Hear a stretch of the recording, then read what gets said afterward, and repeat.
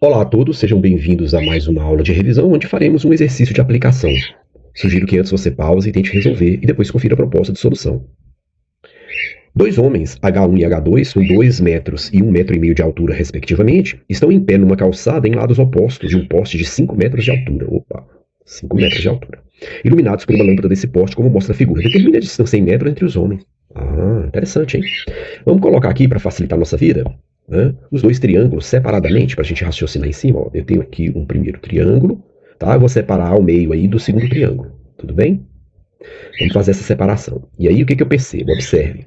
No primeiro triângulo foi me dado que aqui era 30. Eu vou precisar de uma divisão aí, né? Vamos fazer uma divisãozinha aqui nesse triângulo. Ó. O primeiro homem está aqui e no outro também. Tem o segundo homem aqui. Então vamos analisar a seguinte situação. Esse cara aqui tem 2 metros, né? Porque foi respectivamente H1 e H2. Além disso, foi informada a altura do poste. Então é 5 para os dois aqui, ó. E esse cara aqui tem 1,5 metro. E se você observar, ele deu uma dica valiosa. Ó. Esse pedacinho aqui, ó, mede 3 metros. Tá? Então a gente está querendo achar, vamos dar nome aos bois, vamos chamar esse ponto aqui, esse triângulo de A, B, C. Então esse aqui vai ser o mesmo B, esse aqui vai ser o mesmo C, tá? Eu quebrei no meio do triângulo só para a gente raciocinar. E aqui eu vou chamar de B, C, vou chamar esse ponto aqui de D. Vou chamar esse aqui de E, esse de F, vou chamar esse aqui de G, esse de H. E pronto. Vou raciocinar agora em cima dos triângulos aí. São dois triângulos retângulos, observe. Ó. Então, nesse primeiro triângulo, eu posso calcular o quê? Observe, nesse triângulo pequeno, eu tenho um cateto e posso achar esse outro cateto. Vou chamá-lo de x. Tá? Vou chamar esse outro pedacinho de y, essa outra distância. Vou chamar essa outra distância de z. Tá? Porque aí, se eu acho y mais z, eu resolvo a questão, né? Então, nesse triângulo aqui, ó, se eu quiser calcular o cateto oposto, que é 2, sobre o cateto adjacente é x, cateto com cateto é tangente, né, pessoal? Então, eu tenho aqui que a tangente de 30 graus é 2 vezes sobre x. Mas na minha tabelinha que eu sou obrigado a saber, a tangente de 30 é raiz de 3 sobre 3. Isso me dá 2 sobre x, que multiplicando cruzado vai me dar um valor de x como sendo 6 sobre a raiz de 3, que ao fazer a radiciação vai me dar 6, embaixo vai ficar 3. Então 6 por 3 de baixo vai ficar 2, raiz de 3. Tudo bem? Achei a medida x. Por que eu preciso do x, professor, se eu só quero ir do f até o h?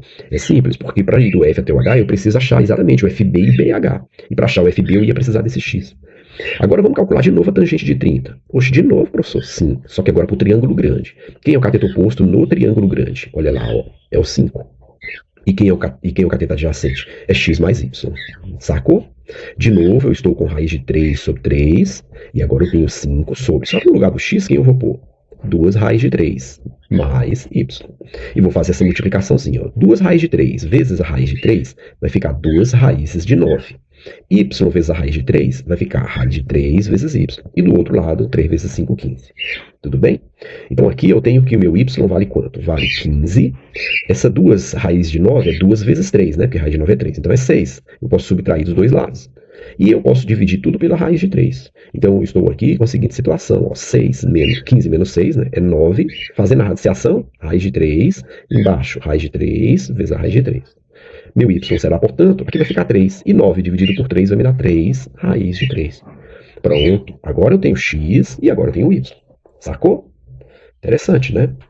Bom, eu não precisava do x, mas para achar o y eu tive que calcular. Eu preciso só do y e do z, porque ele quer o quê? A distância em metros entre os homens, né? Então eu só preciso do y e do z, que é a distância entre eles. Você percebe? H1 e H2. Bom, vamos lá. Falta achar o z. Como é que eu acho esse z aí? Bom, agora eu vou ter que apelar. Apelar para quê, professor? Eu tenho mais de uma forma de achar. Eu posso usar semelhança de triângulos, tudo bem? Ou eu posso usar apenas o quê? Razões trigonométricas, será que eu consigo? Não, porque do lado direito ele não deu, né? O sacana não deu a medida do ângulo. Ele só deu do lado esquerdo. Então vou ter que usar semelhança de triângulo. Vamos olhar. Tá bem simples, tá? Essa semelhança, ó.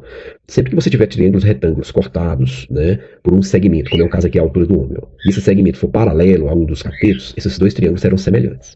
Repetindo, toda vez que você tiver um triângulo retângulo e ele for cortado, né? Lá dentro, foi ligado no segmento com a hipotenusa paralela a um dos catetos, ó, esse cara aqui, ó. É paralelo a esse cara aqui, ó, que sobe, tá? Esse que tá subindo é paralelo a esse cara. Toda vez que isso acontecer, os triângulos são semelhantes. O grandão e o pequenininho foi criado, tá bom? Isso acontece por quê? Porque, veja, vamos analisar com calma. Eu tenho aqui um ângulo, eu tenho aqui outro ângulo. Nota que esse ângulo é o mesmo tanto para o pequenininho quanto para o grandão. Sim ou não? Esse ângulo aqui é o mesmo para o pequeno e para o grande, certo? Além disso, os dois têm um ângulo de 90, certo? Então o que falta para dar 180 no pequeno é o mesmo que falta para dar 180 no grande. Ah, saquei, professor. Então os dois triângulos, o pequenininho e o grandão, têm os mesmos ângulos internos, sim. E além disso, eles têm lados proporcionais. Ó. Como eu disse, o BC é paralelo ao GH. Então, por Thales, se eu tenho dois segmentos paralelos ligados por transversais, eles vão determinar segmentos proporcionais. Tudo bem? Bom, feito isso, fica simples. Vamos fazer a proporção deles. Ó. O triângulo, vou escrever aqui, ó, o triângulo grandão, que é o BDC, BCD, é semelhante ao triângulo pequenininho, que é o GDH. GDH. Porque são triângulos retângulos que têm os mesmos ângulos internos. E o lado GH é proporcional a CD por serem paralelos. Muito bem. No grandão, vamos pegar quem está de frente para o ângulo de um tracinho no grandão. De frente para um tracinho no grandão é 5, professor. No pequenininho, quem está de frente para um tracinho é 1,5. Sacou?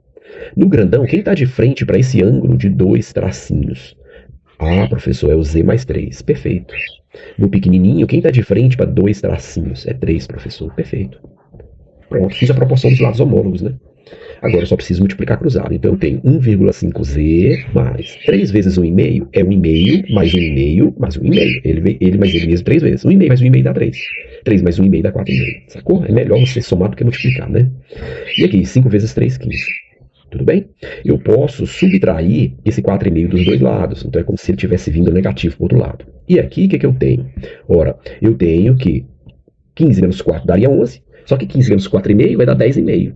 E eu posso simplificar tudo por 1,5. Se eu simplifico por 1,5, do lado de cá fica só o Z. E do lado de lá eu tenho essa divisão. Toda vez que eu estou dividindo números decimais que tem o mesmo número de casa decimal, eu posso esquecer essa vírgula. Então isso é 105 sobre 15. Pronto, que dá 7. Finalmente a questão chegou ao fim, porque a distância entre os homens era o tamanho do segmento FB mais o segmento BH. Não é verdade? Olha aqui, ó. Esse cara mais esse cara. Isso vai dar essa distância aqui, ó. Quanto que dá isso? FB é o meu Y, não é? Então é 3 raiz de 3. Meu BH, quem é? É Z, professor, que é 7. Pronto. Essa é a distância entre os homens. Simples assim.